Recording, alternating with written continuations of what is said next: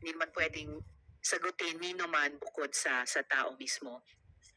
So I will, dahil nakapagpadala po ng imbitasyon, dalawang imbitasyon, one by LBC and one by registered mail, pero walang sagot at attendance ni Pastor Kibuloy, the chair will move to subpoena Apollo Carion Kibuloy for the next hearing of this committee. At gaya ng nabanggit ko kanina, and the COMSEC has taken note of this, the committee will issue an invitation to Jacqueline Roy, and additionally, based sa mga testimonya ni na Elias Amanda, Elias Jerome at Miss Arlene, gayon din particular kina Ingrid Canada at saka Alain Balmes. Mga imbitasyon din po sa kanila sa ating susunod na pagdinig.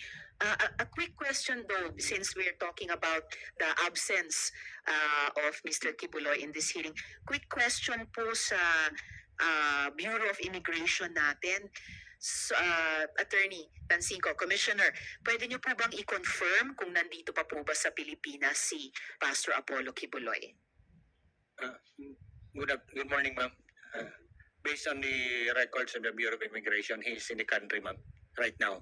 All right, so he's in the country officially as stated by the PI. So walang dapat sigurong dahilan na hindi na nila mapaunlakan ang hindi lang pangalawa pero pangatlong imbitasyon ng komiteng ito sa susunod na hearing. Salamat po, Commissioner Tansinko. Thank you, ma'am. Okay. If I could move on now to the Department of